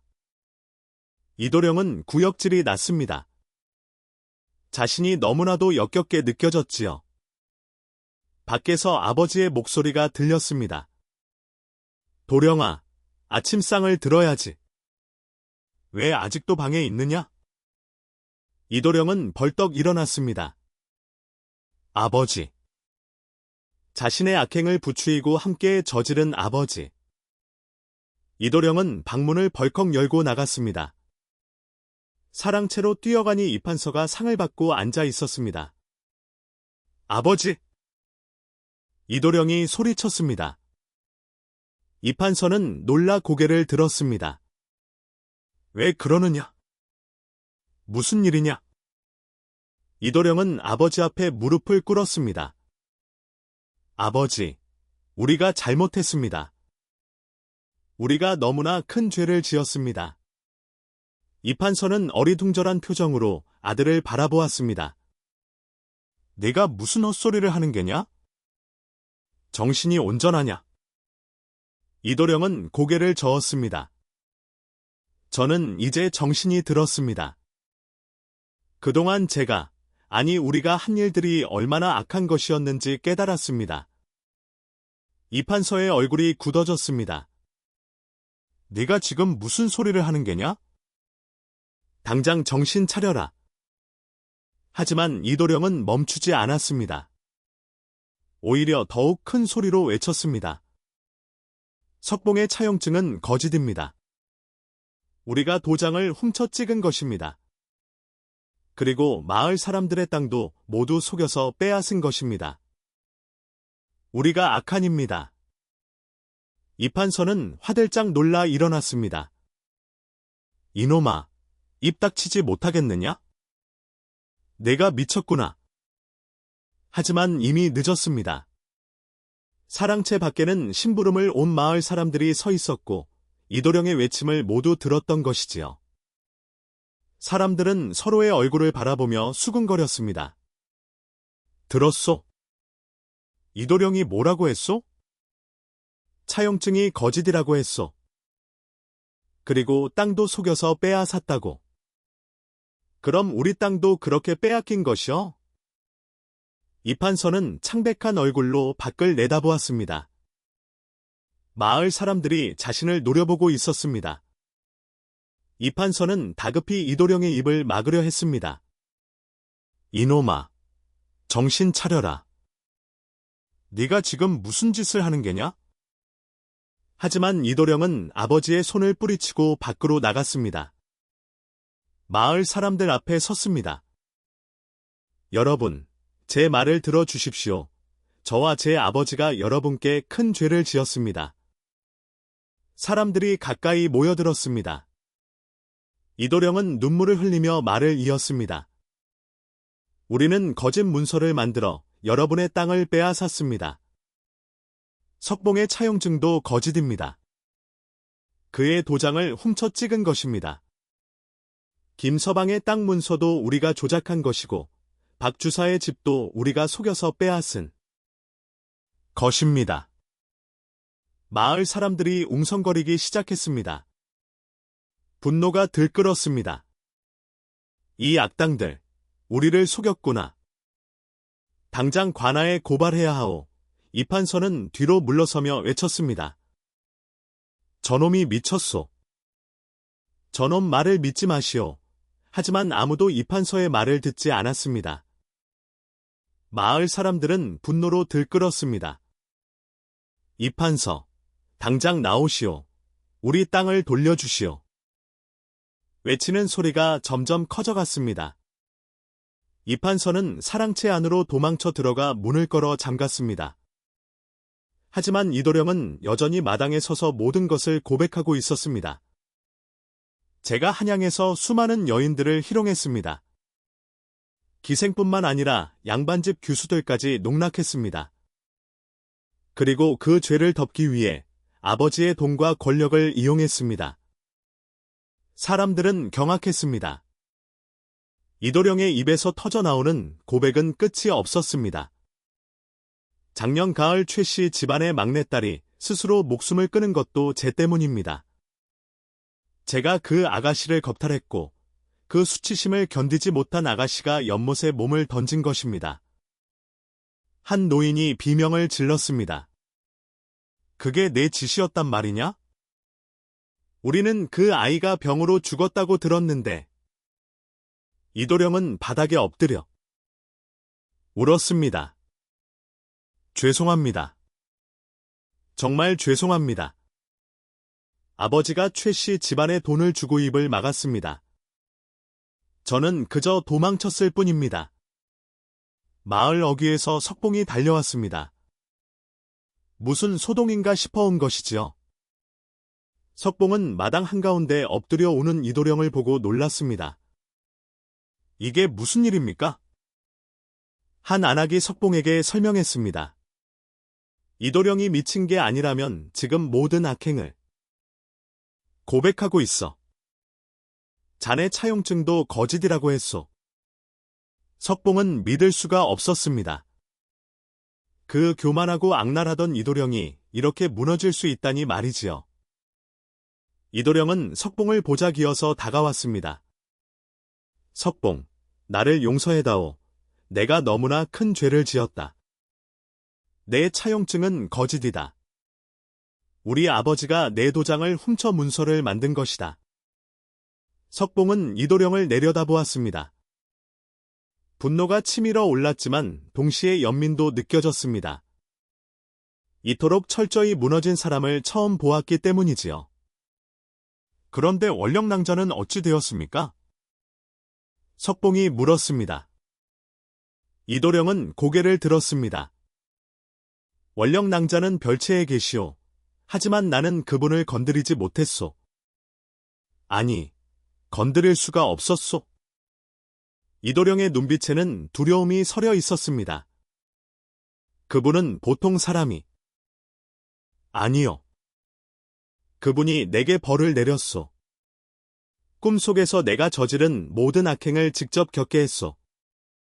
그 고통을, 그 두려움을, 그 절망을 모두 느끼게 했소. 석봉은 별채 쪽을 바라보았습니다. 원령이 문간에 서서 이쪽을 바라보고 있었습니다. 석봉과 눈이 마주치자 원령은 잔잔한 미소를 지었습니다. 바로 그때 관아의 관속들이 나타났습니다. 누군가 사또에게 달려가 이 소식을 전한 것이지요. 무슨 소란이냐? 관속의 우두머리가 큰 소리로 물었습니다. 마을 사람들이 일제히 이도령을 가리켰습니다. 이도령이 모든 악행을 자백하고 있소. 이판서 부자가 우리를 속였소. 관속들은 이도령을 붙잡았습니다. 네가 정말 그런 짓을 했단 말이냐? 이도령은 고개를 끄덕였습니다. 그렇습니다. 저와 제 아버지가 온갖 악행을 저질렀습니다. 모두 관아에 가서 밝히겠습니다. 이판서가 사랑채에서 뛰쳐나왔습니다. 이놈아, 내가 정말 미쳤구나. 입 다물지 못하겠느냐? 하지만 관속들은 이판서도 붙잡았습니다. 대감, 아드님의 말이 사실입니까? 거짓 문서를 만들어 백성들의 땅을 빼앗으셨습니까? 이판서는 발버둥 쳤습니다. 아니다. 모두 거짓말이다. 저놈이 미친 것이다. 하지만 이도령은 품에서 여러 문서들을 꺼냈습니다. 여기 증거가 있습니다. 우리가 조작한 문서들입니다. 관속들은 문서를 받아 살폈습니다. 문서들은 명백히 조작된 흔적이 있었지요. 이것은 중대한 범죄요. 두 분 모두 관아로 가셔야겠소. 이판서와 이도령은 관속들에게 끌려갔습니다. 이판서는 끝까지 발버둥 쳤지만 소용없었습니다.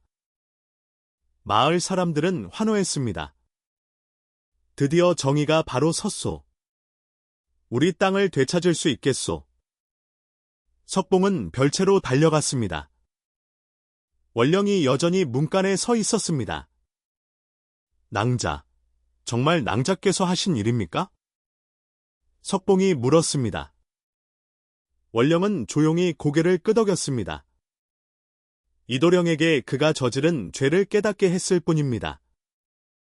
복수가 아니라 깨우침을 준 것입니다. 석봉은 원령의 손을 잡았습니다. 고맙습니다. 정말 고맙습니다. 원령은 석봉의 손을 부드럽게 쥐었습니다. 아닙니다. 도령께서 저를 구해주신 은혜를 갚았을 뿐입니다. 이판서 부자가 끌려가고 마을에는 평화가 찾아왔습니다. 사흘 뒤 관아에서 사람이 왔습니다. 이판서 부자의 모든 재산을 몰수하고 그들이 빼앗은 땅은 원래 주인들에게 돌려준다는 소식이었지요. 마을 사람들은 기뻐하며 춤을 추었습니다. 석봉도 아버지의 땅 문서를 되찾았습니다. 손에 준 문서가 믿기지 않아 몇 번이나 들여다보았지요. 정말입니다. 정말 돌려받았습니다. 석봉은 집으로 달려가 어머니께 보여드렸습니다. 어머니, 보십시오. 아버지의 땅을 되찾았습니다.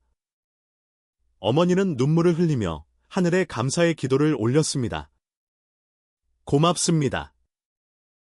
정말 고맙습니다. 이 모든 것이 원령이 덕분이구나. 석봉은 고개를 끄덕였습니다. 그렇습니다. 원령 낭자가 아니었다면 우리는 모든 것을 잃었을 것입니다. 석봉은 원령을 찾았습니다. 원령은 뒷마당에서 꽃을 바라보고 있었습니다. 석봉이 다가가자 원령은 돌아보며 미소 지었습니다. 도령, 좋은 소식을 들었습니다. 축하드립니다. 석봉은 원령 앞에 무릎을 꿇었습니다. 낭자, 이 은혜를 어찌 갚아야 할지 모르겠습니다. 원령은 석봉을 일으켜 세웠습니다. 도령이야말로 제 목숨을 구해주셨지 않습니까?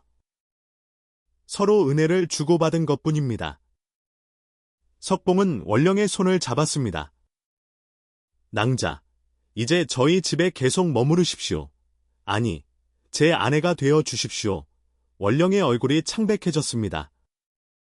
석봉은 진심이었습니다. 저는 낭자를 사랑합니다.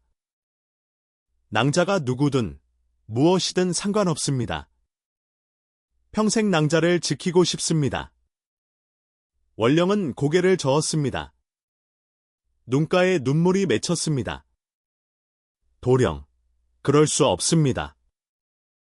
저는 도령과 함께할 수 없는 몸입니다. 석봉은 원령의 손을 더욱 꼭 쥐었습니다. 왜 그러십니까? 무엇이 문제입니까? 원령은 한참을 망설이다가 입을 열었습니다. 도령, 제 정체를 알고 계시지 않습니까? 진작부터 눈치채셨을 텐데요. 석봉은 숨을 깊이 들이쉬었습니다. 알고 있습니다. 낭자께서 범상한 분이 아니라는 것을. 그리고 원령이 말을 이었습니다. 그리고 제가 도령께서 구해주신 그 여우라는 것도요. 석봉은 고개를 끄덕였습니다. 그렇습니다. 처음 낭자를 봤을 때부터 느꼈습니다. 낭자의 눈빛이 그 여우의 눈빛과 같다는 것을. 그리고 낭자께서 보여주신 능력들 모두 범상치 않았습니다. 원령은 뒤를 돌아 달을 바라보았습니다. 보름달이 환하게 떠 있었지요. 도령께서는 두렵지 않으십니까? 제가 사람이 아니라 요물인데요. 석봉은 원령의 어깨에 손을 올렸습니다. 두렵지 않습니다. 낭자는 저를 구해주셨고 제 어머니를 구해주셨으며 마을 전체를 구해주셨습니다. 그런 낭자를 어찌 두려워하겠습니까? 원령은 천천히 돌아섰습니다. 달빛을 받은 원령의 모습이 변하기 시작했습니다. 귀가 조금씩 뾰족해지고 눈동자가 황금빛으로 빛났습니다. 그리고 등 뒤로 희미하게 여러 개의 꼬리 그림자가 어른거렸습니다. 석봉은 숨을 죽였지만 물러서지 않았습니다. 저는 구미호입니다. 원령이 말했습니다. 300년을 수행하여 사람의 모습을 가질 수 있게 되었지요. 하지만 완전한 사람은 아닙니다. 달이 차오르면 제 본성이 드러나고 언젠가는 다시 여우로 돌아가야 합니다. 석봉은 고개를 저었습니다. 상관없습니다. 낭자가 무엇이든 저는 사랑합니다. 원령은 슬픈 미소를 지었습니다. 도령, 사람과 요물은 함께할 수 없습니다. 이것은 하늘의 이치입니다. 제가 도령 곁에 머물면 도령에게 해가 됩니다. 석봉은 항변하려 했지만 원령이 손을 들어 막았습니다. 그리고 마을 사람들이 제 정체를 알게 되면 또다시 두려워할 것입니다. 저는 도령께 평화로운 삶을 살아주셨으면 합니다. 석봉의 눈에서 눈물이 흘러내렸습니다. 그럼 낭자는 떠나신다는 말씀입니까? 원령은 천천히 고개를 끄덕였습니다. 그래야 합니다. 도령을 위해서, 그리고 저를 위해서. 석봉은 원령의 손을 놓지 않았습니다. 안 됩니다. 제가 낭자를 지키겠습니다. 마을 사람들이 뭐라 하든, 세상이 뭐라 하든 상관없습니다. 원령은 석봉의 뺨에 손을 갖다 댔습니다. 그 손길이 따뜻했지요. 도령의 마음은 정말 고맙습니다. 하지만 제게는 아직 이루지 못한 수행이 남아 있습니다. 진정한 사람이 되기 위해서는 100년을 더 수행해야 합니다. 석봉은 고개를 떨구었습니다. 그럼 100년을 기다리겠습니다. 원령은 쓸쓸하게 웃었습니다. 도령, 사람의 수명은 100년이 채 되지 않습니다. 고령께서 저를 기다리시다가 일생을 허비하실 수는 없습니다. 석봉은 원령을 바라보았습니다. 그래도 낭자를 기다리겠습니다. 평생이 걸리든 다음 생이 걸리든 낭자를 기다리겠습니다. 원령의 눈에서 눈물이 흘러내렸습니다. 투명한 눈물이 달빛에 반짝였지요. 도령, 왜 저 같은 요물에게 이토록 진심을 다하십니까? 석봉은 원령을 꼭 안았습니다. 낭자는 요물이 아닙니다. 제가 만난 사람 중 가장 따뜻한 마음을 가진 분입니다. 낭자의 겉모습이 아니라 낭자의 마음을 사랑합니다. 원령은 석봉의 품에서 한참을 울었습니다. 300년을 살면서 이토록 진심 어린 사랑을 받아본 적이 없었습니다. 사람들은 늘 원령을 두려워했고 피했으며 쫓아냈지요. 하지만 석봉은 달랐습니다. 석봉은 원령의 정체를 알면서도 사랑한다고 말했습니다. 한참을 그렇게 있다가 원령은 석봉에게서 조금 떨어졌습니다. 도령, 제가 약속 하나를 하겠습니다. 석봉은 눈물을 닦으며 고개를 들었습니다. 다음 생에 제가 사람으로 태어나면 반드시 도령을 찾아오겠습니다. 평범한 여인의 몸으로 태어나서 도령과 함께 살겠습니다. 석봉은 고개를 저었습니다. 다음 생까지 기다릴 수는 없습니다. 이번 생의 낭자와 함께하고 싶습니다. 원령은 슬픈 미소를 지었습니다. 도령, 그럴 수 없습니다. 하지만 제가 완전히 떠나는 것은 아닙니다. 가끔 멀리서 도령을 지켜보겠습니다. 그리고 도령께 위험이 닥치면 반드시 나타나겠습니다. 석봉은 원령의 손을 다시 잡았습니다. 정말입니까? 정말 저를 지켜봐 주시겠습니까? 원령은 고개를 끄덕였습니다. 약속합니다. 도령께서 저를 구해주셨듯이 저도 평생 도령을 지키겠습니다. 비록 모습을 드러내지는 못하지만 언제나 도령 곁에 있겠습니다. 석봉은 품에서 여우가 준 구슬을 꺼냈습니다. 이것도 낭자께서 주신 것이지요. 원령은 구슬을 바라보았습니다. 그렇습니다. 그것은 제 여우옥입니다. 제 모든 힘이 담겨 있지요. 도령께 드린 것은 도령을 지키기 위함이었습니다. 그 구슬이 있으면 제가 도령의 위험을 감지할 수 있습니다. 석봉은 구슬을 꼭 쥐었습니다. 그럼 이것을 평생 간직하겠습니다. 낭자와의 약속으로. 원령은 석봉의 이마에 입을 맞추었습니다. 그 순간 따뜻한 기운이 석봉의 온몸으로 퍼졌습니다. 이것은 제 축복입니다. 도령께서 평생 건강하고 행복하시기를 빕니다. 석봉은 원령을 꼭 안았습니다. 낭자, 꼭 다시 만나야 합니다. 약속하십시오. 원령은 석봉의 등을 토닥였습니다. 약속합니다. 반드시 다시 만나겠습니다.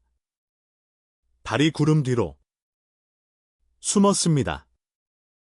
바람이 불어왔고 원령의 옷자락이 펄럭였습니다. 원령은 석봉에게서 천천히 멀어졌습니다. 도령, 이제 안녕히 계십시오. 행복하게 사십시오. 석봉은 손을 뻗었지만 원령은 이미 멀리 있었습니다. 낭자! 석봉이 외쳤지만 원령은 뒤돌아보지 않았습니다. 원령은 뒷마당을 지나 숲으로 향했습니다. 석봉은 뒤따라 달려갔지만 원령의 걸음은 점점 빨라졌습니다. 마치 바람을 타고 가는 듯했지요.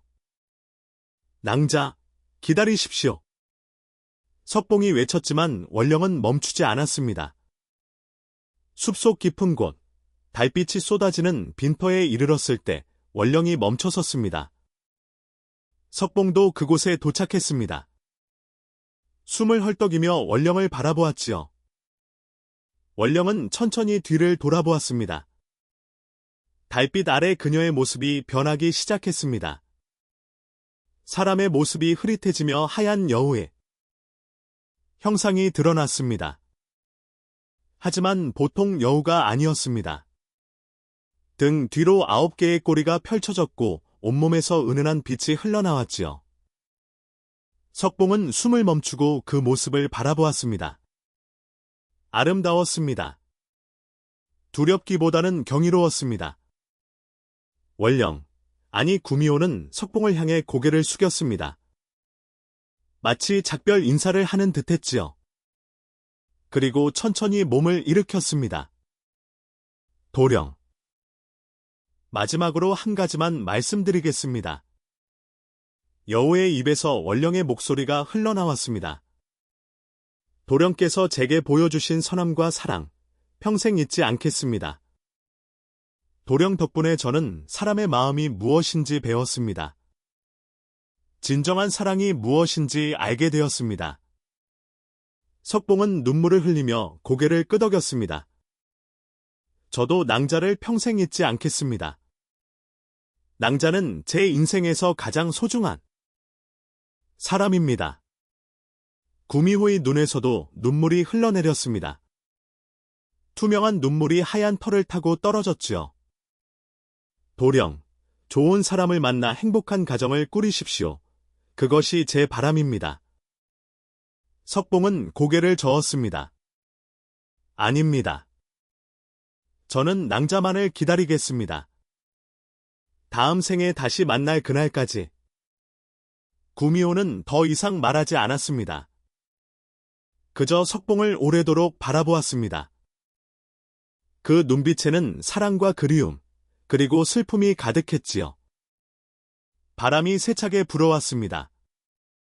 구미호의 몸이 점점 투명해지기 시작했습니다.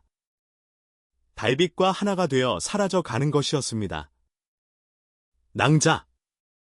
석봉이 달려갔지만 손에 잡히는 것은 없었습니다. 구미호는 이미 빛의 입자가 되어 흩어지고 있었습니다. 마지막 순간, 석봉은 원령의 목소리를 들었습니다. 사랑합니다. 도령. 다음 생에 꼭 다시 만나요. 그리고 모든 빛이 사라졌습니다. 석봉은 빈 숲속에 홀로 서 있었습니다. 달빛만이 쏟아지는 빈터, 그곳에는 아무도 없었습니다. 석봉은 그 자리에 주저앉아 한참을 울었습니다. 가슴이 찢어지는 듯했고 숨을 쉴 수가 없었습니다. 하지만 동시에 가슴 한편에는 따뜻함이 남아 있었습니다. 원령과 함께한 시간들, 그녀가 보여준 사랑과 희생이 석봉의 마음속에 영원히 새겨진 것이지요. 석봉은 품속의 여옥을 꺼냈습니다. 구슬은 여전히 따뜻하게 빛나고 있었습니다. 마치 원령이 아직 곁에 있다는 듯이 말이지요. 석봉은 구슬을 꼭 쥐고 하늘을 올려다보았습니다. 낭자, 약속을 지켜주십시오. 다음 생에 꼭 다시 만납시다. 그날 이후 석봉은 홀로 살았습니다. 주변 사람들이 혼처를 권했지만 석봉은 모두 거절했습니다. 이미 제 마음에는 한 사람이 있습니다. 라고만 말했지요.